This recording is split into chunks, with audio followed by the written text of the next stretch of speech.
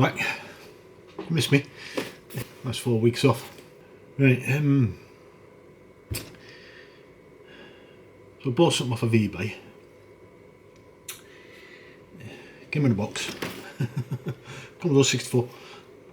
Very ugly, browny stained Commodore 64. Not the original colour. Yeah, that's the original colour there. Probably don't make any difference on this camera. But that's the colour it is. Came in the original box. Box isn't great, but never mind. It's Red Dead Revolver on PS2. What's that red light down there? Oh, it's on the camera. It's been a while. It's record. It's telling me it's recording. Yeah, so bought it for 60 quid off of eBay, untested. Yeah, he said power pack didn't work.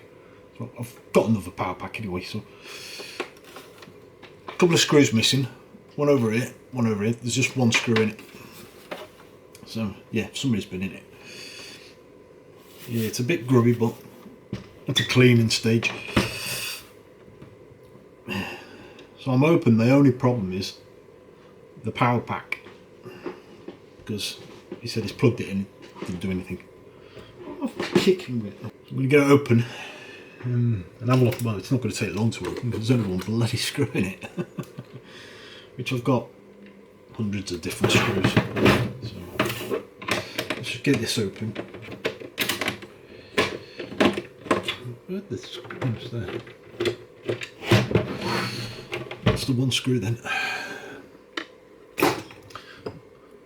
All the screws and everything I keep in a little. That was a magnet.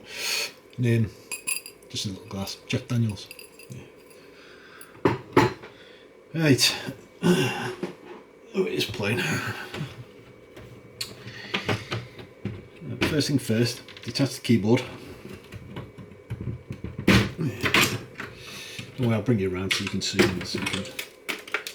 Oh. So yeah. So 2 clips missing there. We've got 2 there. We've got 2 there, but that one's hanging on for dear life. Was. Let's put that over there for now. Yeah, it's the 407 board. So the Golden 64 that I made. Same board. Well, not the same board. The other one was a 60 clone. But yeah, same layout and everything. So under there, it should be a ceramic. It should be, because it's the 407 board. Right, before I start taking it apart, because I'm going to need to test it. So power pack. This one got some power. Make sure it's off first. It is. Right. Get twisted. Plug it in. Ah, got power.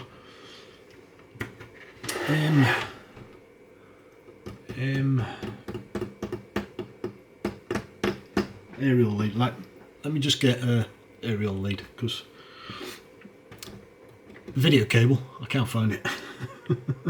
So I've had to order another one. I was looking for it yesterday, but I couldn't find it, so I've ordered another one. It should be in a couple of days. But in the meantime, we'll use the RF. Right, about an hour later. Oh God, the nightmare's already started.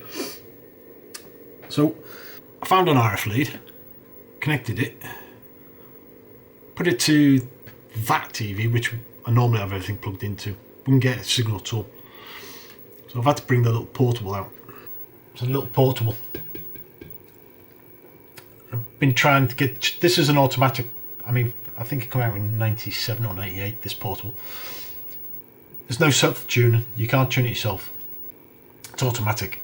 So as soon as it finds a signal, yeah, ignore that because I'm going to explain that in a minute. As soon as it finds a signal,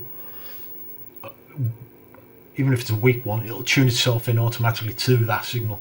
But you have to flick through the channels to try and get a signal first. So channel 35 on here is where it could pick a signal up, but it couldn't tune into it properly. Down. Yeah, like I said, we'll get to that in a minute. So down there's a little tune screw. Yeah, somebody's been messing about with that.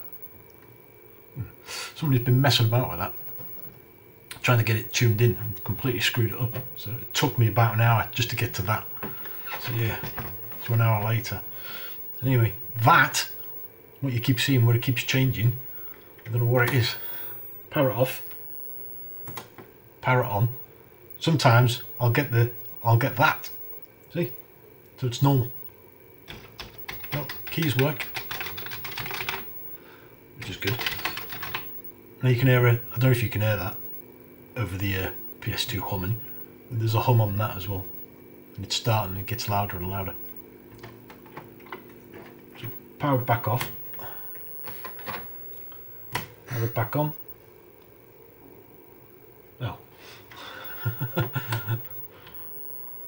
Well, something's causing it to go skew with. Oh, it's alright now. It's not powered off. Now it's powered off. Oh, now we've got nothing, see? So we've got power light. Power it off. Go to the old snowflake on the screen. Power it back on. Oh, now we've got now we've got the Commodore again. Yeah, bugger me. So it does work, but it doesn't. It seems every time before, when I was typing on the keyboard, checking all the keys, it got off. And it come back on, but it'd gone to that fully multicoloured screen as if your ROM chip's knackered. Oh, so now it's froze. So typing away, nothing. Yeah. Yeah. I don't know what it is.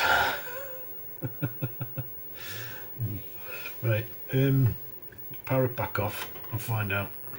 Oh, the screw's missing in the motherboard as well.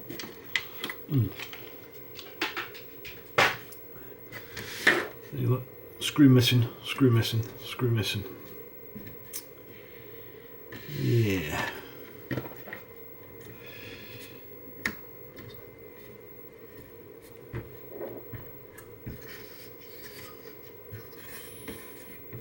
I don't know why I'm doing that because it works. It's something loose. Where's my goggles? That's been replaced. 6581. It's in a socket. It's a bit dusty. Yeah, covered in dust. So the least of the problems. Get out. It's ooh. Ah.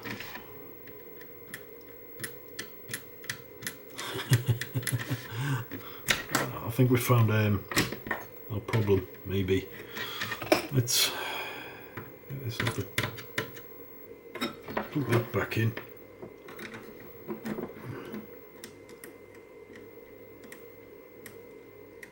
I can't see anything on there moving.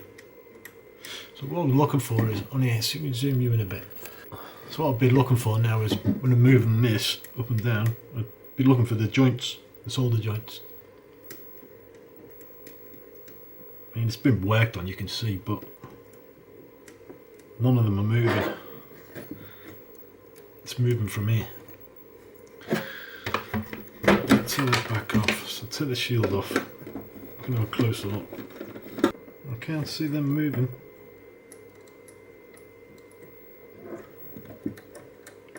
Is it snapped? You can see that. Is it moving up and down? But you can't see any of the solder joints moving. And they're atrocious. I've got them for solder work. Yeah. They're not even soldered. Look, two dry ones there. That's part of the switch.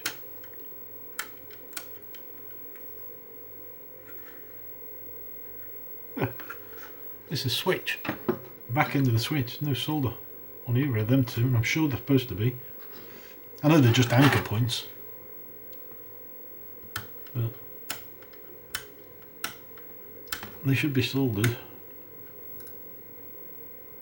They don't. The two back ones don't actually do anything. They're just anchor points to hold it down more. I soldered these anchor points. They're not making any difference. The switch doesn't move, but and then I'm gonna have to desolder this, take it off, and have a look.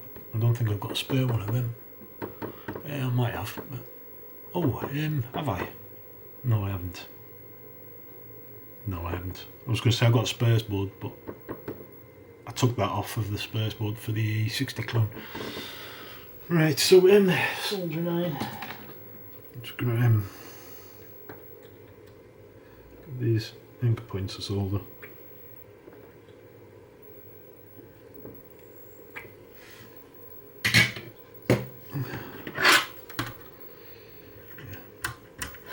Although it made no difference.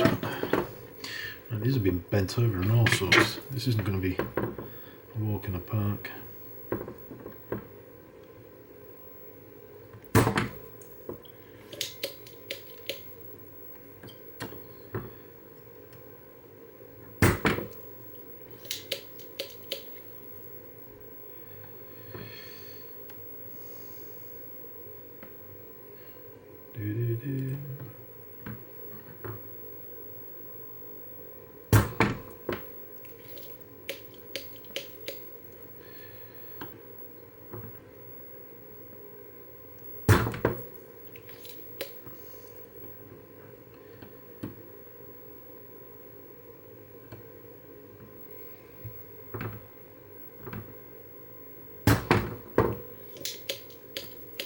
Out.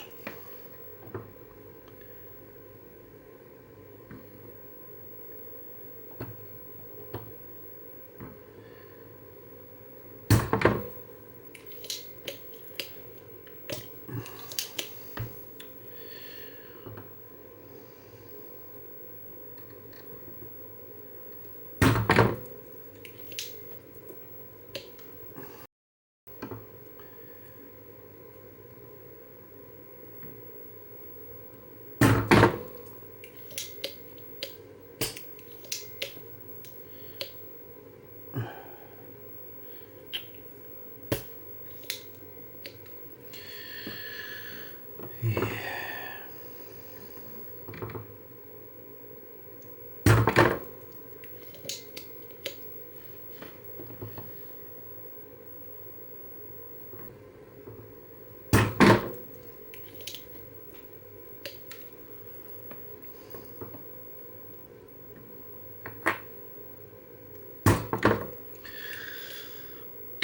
Right, let's see what's going on with that power. Oh, by the way, it's just dropped off. Just, yeah. Legs have been cut a bit short. Yeah. And there's your problem. Somebody's been working on it, and I'm presuming they've just cut them really short, because if they're not going through those holes enough. Let's clean that up. And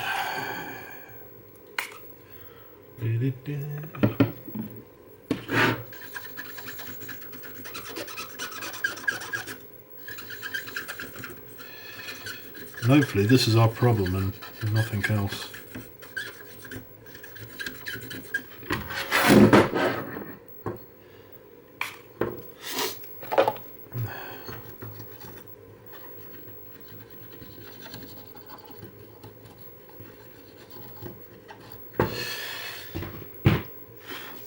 Get rid of that solder because we don't want it.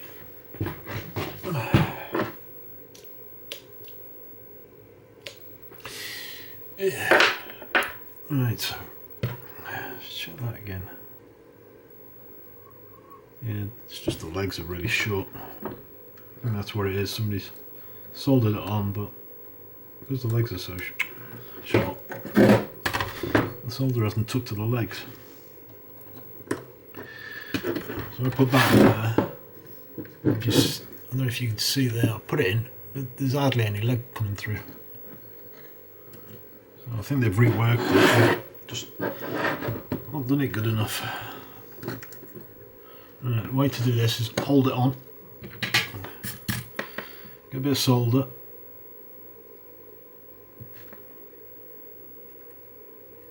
and anchor it down.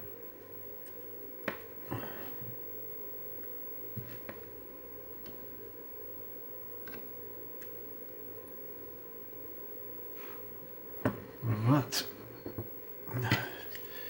We'll resolder that one again.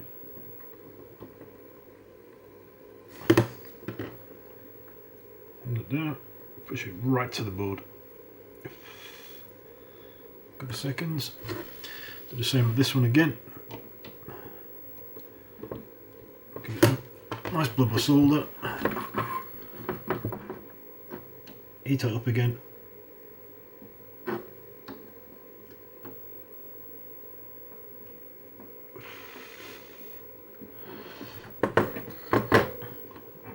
Should have enough now.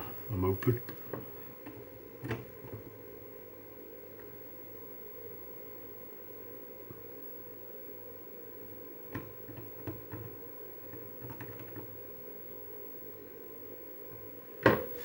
Doesn't look like it's sticking to those legs.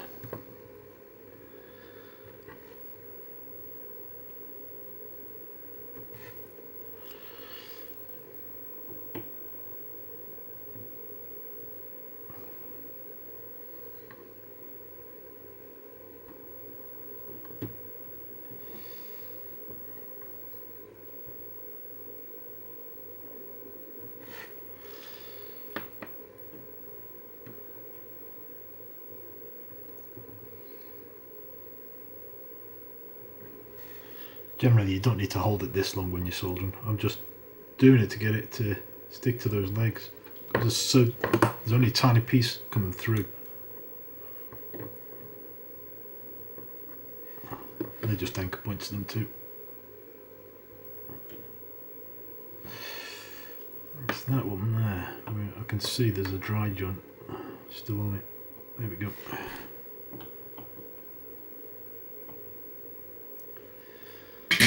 Big beads.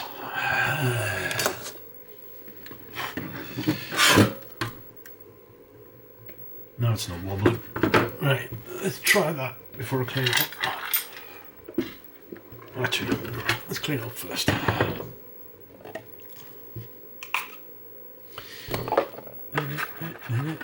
Where's my brush? It's in. Tried that before I even did anything.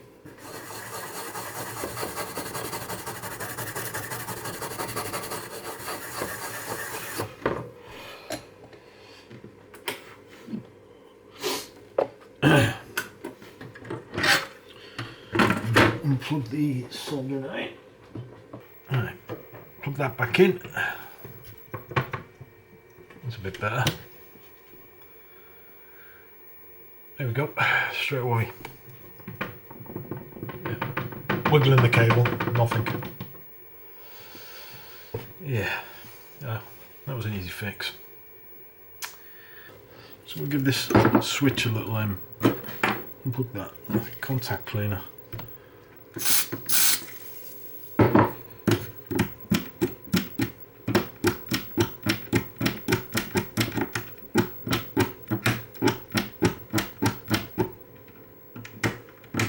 Doing that.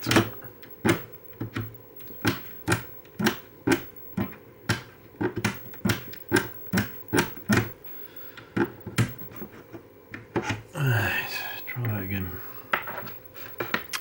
Did it? Let's make sure, yeah. Yep, come straight back on again. Yeah, so come straight back on again, no problems. Power it off. Power switch isn't very good. Power it back on. Power it off. Power it back on. That's going to need a new switch. That grinding.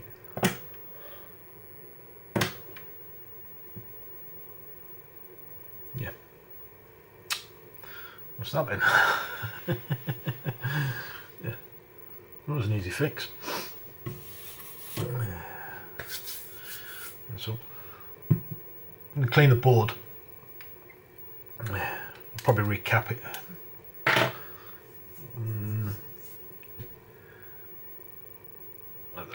I'll wait for the video cable to turn up and then see what the signal looks like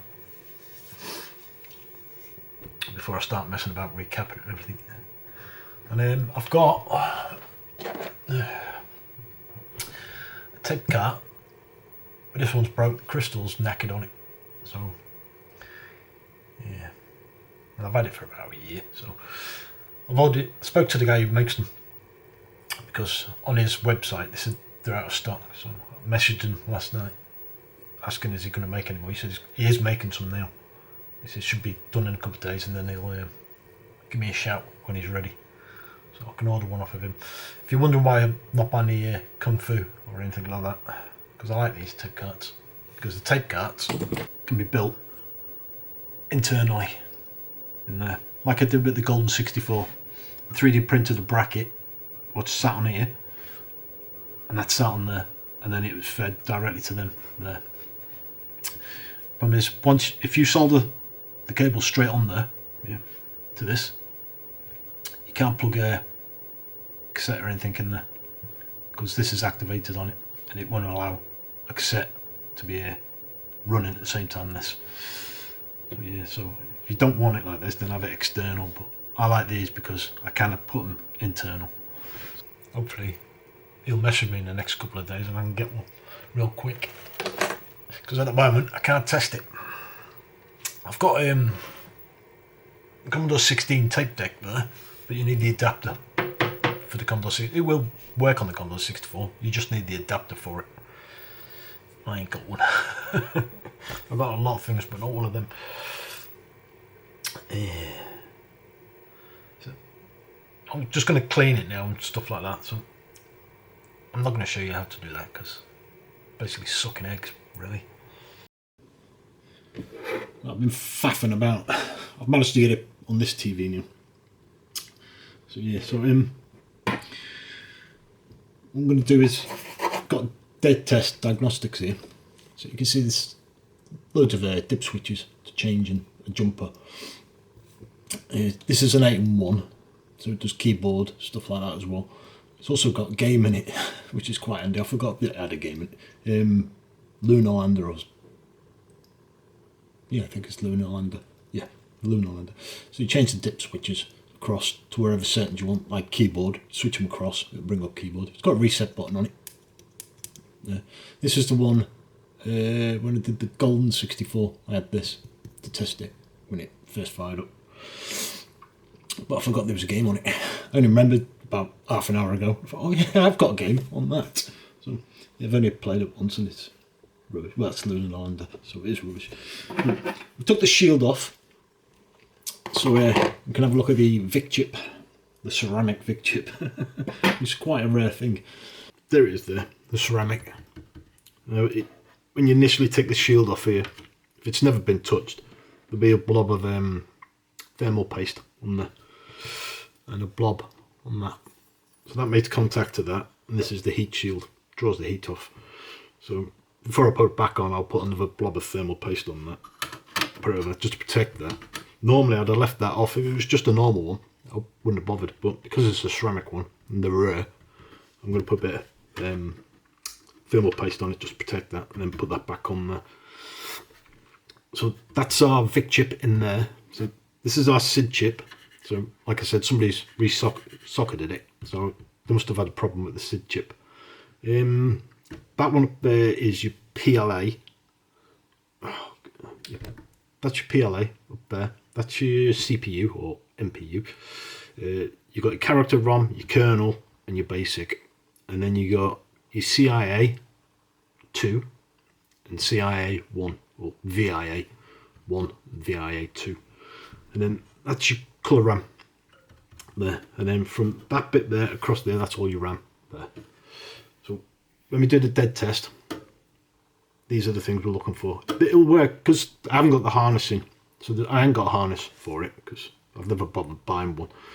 So you will see some bad, it'll report bad on certain things. It'll report bad on the 2 CIAs, user port, and the cassette port, and the serial, and SID, I think does, yeah, SID does the joystick ports. So they're the kind of things we're looking for, but that's what it'll port. It'll port bad on them two and the SID because there's nothing plugged into them. But we'll be able to tell if they're alright because it'll also give us a timer on the, and I'll show you that in a minute. So we'll power this on. Yeah. So that cursor you can see going across the screen there, that's doing your screen RAM. It's just testing your screen RAM.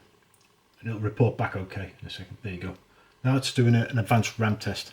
So if you go into a dead test, which is a simple program, which you won't get this half here, it'll all be crammed over here.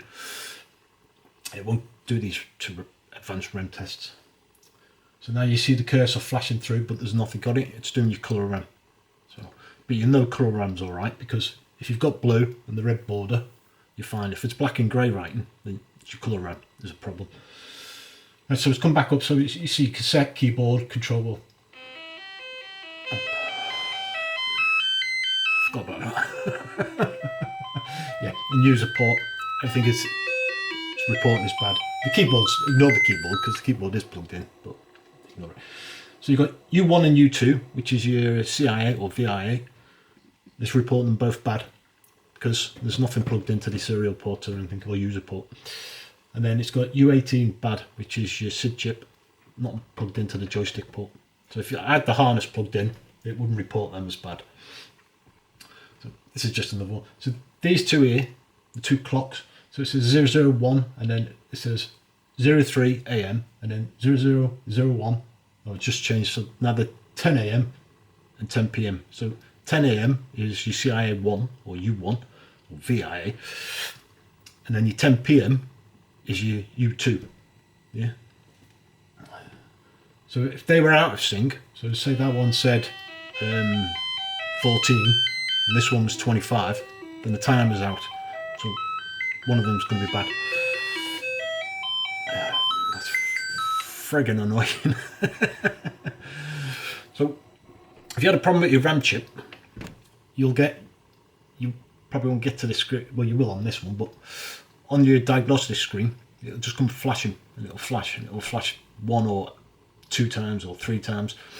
The amount of flashes is which one it is. So if it flashes 8 times, it's going to be like one of your RAMs and stuff like that. Like I said, the CIAs, they're just the timers. Your timers will be off on them. So if it's flashing and it's saying U20 on there, this RAM, and there's a problem with it, then you can just piggyback a good RAM onto the U20, and if the flashing stops, that's it. But it can report that your RAM's faulty.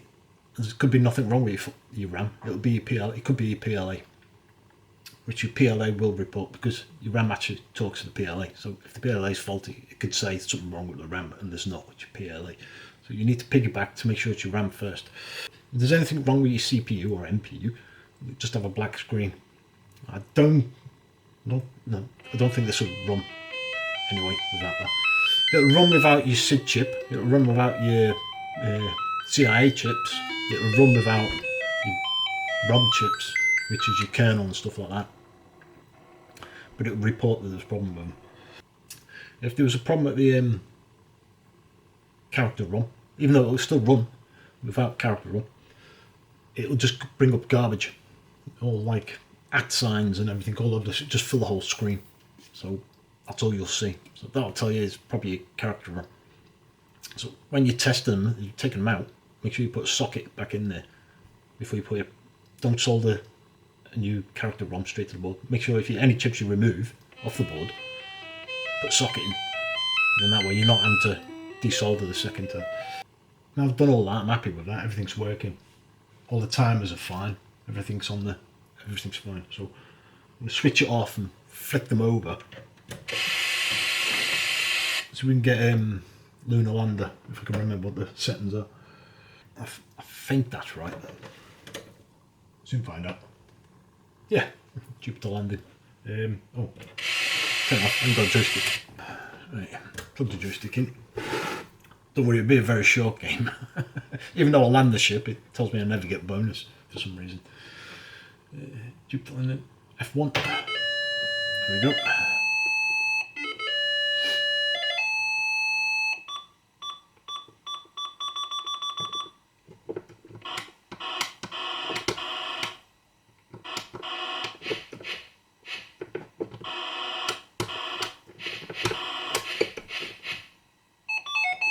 So I landed it.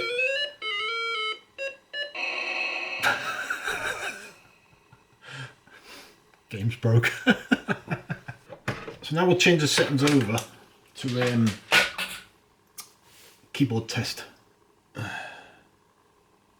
Keyboard test. So it's the same as Amiga kit. Amiga test kit. It's the same thing. These they all light up.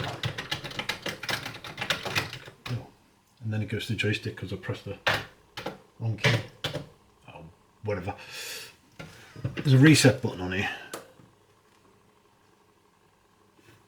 It does that. Just push the reset and it resets it back. So that's clear home. That's inside, yeah. Don't touch restore key. That's why it's gone to the joystick. Hit the restore key for joystick test, which you don't want to do. Oh, 5. Space bar. 1, 2, 3, 4. Right. That's it. That's 8-1 dead test. It's the best one out there. I love this thing.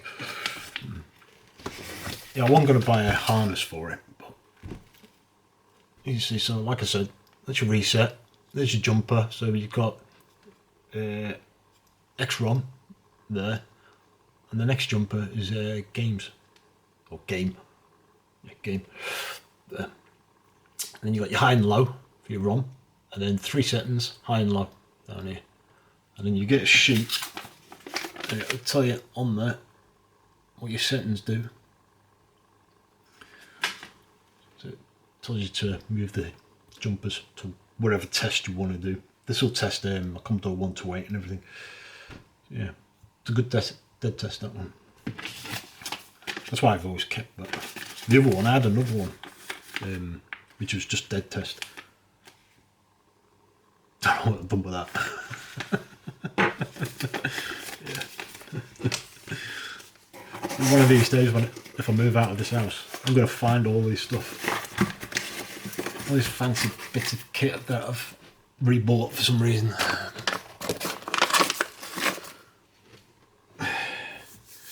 Right. Cool. So yeah, so anyway, thanks for watching. Hope you all had a good new year and all that. I'd say 2023 is going to be better, but it's not. It's going to get worse. Because of all the bloody globalists and woke. And that idiot Rishi-Washy Sunak, little thief and Turek. Anyway, thanks for watching. I'll see you in the next one. Cheers.